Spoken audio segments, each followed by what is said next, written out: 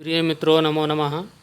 मैं संजीव कुमार कोहली और आज आप और हम अध्ययन करने जा रहे हैं हमारे कक्षा 7 की संस्कृत की पाठ्यपुस्तक आमोदिनी के द्वादश पाठ मित्रम प्रति पत्रम के अभ्यास प्रश्नों का।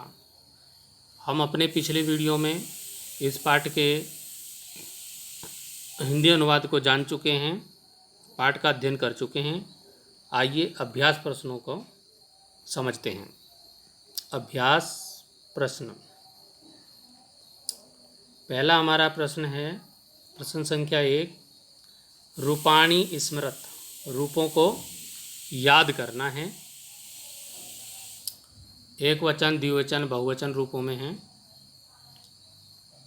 एक वचन, द्विवचन, बहुवचन। अब इसमें एक वचन में मम, मम का अर्थ होता है मेरा। इसी मम को जब द्विवचन में लिखेंगे तो आवयो, आवयो हो गया हम दोनों, और अस्माकम हो गया हम सबका। तव तुम्हारा एक वचन में, द्विवचन में युवयो तुम दोनों का, और बहुवचन में युष्माकम तुम सबका। तो इसको, इन रूपों को याद करना है। अगले हमारा प्रश्न है उचितम मेलियत, उचित मिलान करो। तो मिलान यहाँ पे दिया है, मिलान हो रखा है। प्रिय मित्र अनुराग, सप्रेम नमस्ते, गृहे सर्वेभ्य मम प्रणामः, कृपया शीघ्रम पत्रोत्तरम प्रेषय, और पत्राभिलाषी का हो गया तव मित्र देवांश। तो इनको आप मेलन कर लेंगे। प्रश्न संख्या 3 है रिक्त स्थानानि पूर्यत। रिक्त हो ना, खाली, तो खाली स्थानों को पूरा करना है। तो यहाँ पे खाली स्थान हमने ये जो गहरे काले शब्द हैं उनसे भरे हुए हैं। तो अहम भगवत, तो ये केदारनाथ से कृपया कुशली, तो ये यहाँ पे भरा है। तो आप पुस्तक में जो खाली स्थान होगा वहाँ पर ये भरना है। आगे युष्माकम, ये भरा हुआ है। सर्वेषां कुशलताम वाच्छामि, इसी प्रकार से कृपया, ये आगे भरा है। शीघ्रम पत्रोत्तरम प्रेषय, कृपया शीघ्र ही पत्र का उत्तर भेजो। अगला है तथा च स्व, तो ये खाली स्थान में भरना है। आगमन विषय लिख, आगमन आने का विषय में लिखना है। आगे इसमें भरा है गृहे सर्वेभ्य मम प्रणामः, घर के सभी को मेरा प्रणाम। तो इस प्रकार ये आप इसको भर सकते हैं। ये आपको पुस्तक में मिल जाएगा। ये भरने वाला, खाली स्थान भरने वाला आपको ये प्रश्न संख्या 3 ऐसा आपको पुस्तक में दिखाई देगा। तो आप इसको, पाठ को पढ़ करके इन प्रश्नों के उत्तर लिख सकते हैं। तो अभी आप समझ गए होंगे कि इन प्रश्नों का उत्तर हम कैसे दे सकते हैं। हम प्रश्न संख्या 4 की ओर चलेंगे। प्रश्न संख्या 4 है चित्राणि दृष्ट्वा संख्या रूपाणि स्मृत वाक्यानि च रचयत। चित्रों को, पाठ्यपुस्तक से जो चित्र हैं उनको देखना है, देखकर संख्या रूपों को याद करना है और वाक्यों को बनाना है। तो चित्र में आपको दिखा देता हूँ। चित्र आपकी पुस्तक में जो चित्र हैं वो इस प्रकार के चित्र होंगे। ये चित्रों को देखना है। यहाँ पे आपको चित्र दिखाई दे रहे हैं कि यहाँ पे एक बालक दिखा है, एका स्त्रीलिंग में एक बालिका है, स्त्री है, और नपुंसक लिंग में आपको एकम, ये हो गया। तो ये 3 लिंगों में यहाँ पे पुल्लिंग, स्त्रीलिंग और नपुंसक लिंग में यहाँ पे दिया है द्वौ, द्वय, द्वय, और चित्र देख लीजिए, आपको त्रय, तीस्र और त्रीणि, चत्वार, चतस्र, चत्वारि। तो अब इनको क्या करना है, इनको वाक्य निर्माण करना है। तो मैं आपको उत्तर पे ले चलता हूँ। तो आप वाक्य निर्माण किस प्रकार से इनका कर सकते हैं। तो ये हो गया, एकः बालका अस्ति, एक बालक है, और एका बालिका अस्ति। तो ये क्या हो गया, एक बालिका है। अब इसी को आपको नपुंसक लिंग में क्या हो जाएगा, एकम फलम अस्ति। तो ये पुल्लिंग स्त्रीलिंग से अलग नपुंसक लिंग में आप इस प्रकार से लिख सकते हैं। आगे हमारा है द्वौ बालको शता, दो बालक थे, द्वे बालिके शता और द्वे फले शता। इसी प्रकार से आप त्रया बालका सन्ति, तीसरा बालिका सन्ति और त्रीणि फलानि सन्ति, इस प्रकार से वाक्य बना सकते हैं। मतलब कि आप पुल्लिंग में बनाओगे तो हो गया चत्वारः बालका सन्ति, चार बालक हैं।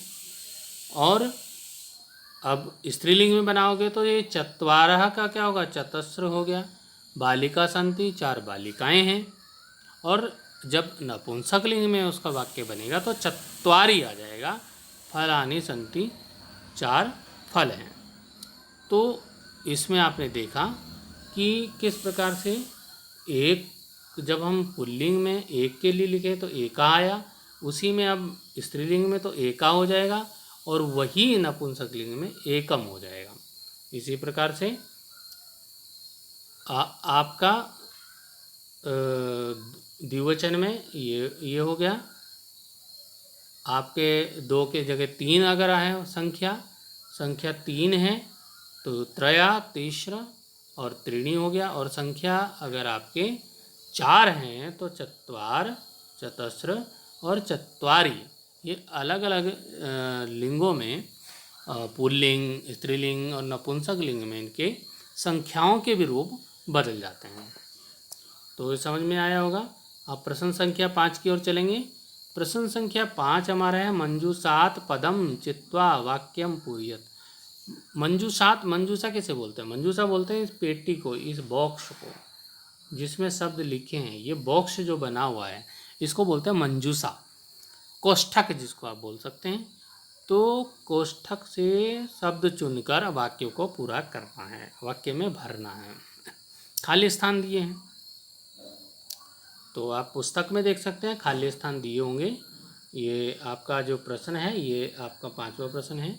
ये खाली स्थान दिए हैं और ये आपके शब्द यहाँ पे दिए हैं। इन शब्दों को आपको इसमें भरना है। तो जैसी है अहम भगवता कृपया कुशली, तो यहाँ पे इनमें से क्या आएगा वो आपको इनमें से यहाँ पे भरना है। तो हम आपको उत्तर पे ले चलते हैं। तो उत्तर देखेंगे कि आपको क्या क्या भरना है। पहले में अहम भगवत कृपया, मैं भगवान की कृपा से कुशली कुशल अस्मि हूँ। ये अस्मि यहाँ से आप देख सकते हैं, यहाँ पे बॉक्स में दिया है, ये बॉक्स से आपको वहाँ भरना है।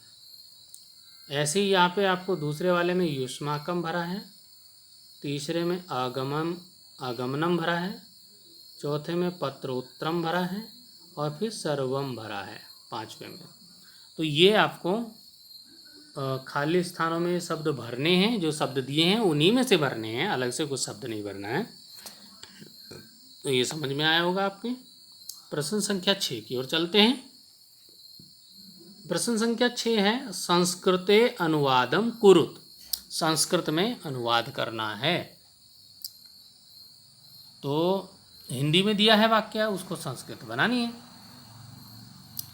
हमारा पहला वाक्य है, मैं यहाँ भगवान की कृपा से कुशल हूँ। तो क्या हो जाएगा, अहम अत्र भगवतस्य कृपया, मैं यहाँ भगवान की कृपा से कुशली अस्मि, कुशल हूँ। तो ये इसका संस्कृत बन गई। ऐसे ही अब दूसरे अगले वाक्य की चलेंगे। तुम सब लोगों का कुशल चाहता हूँ।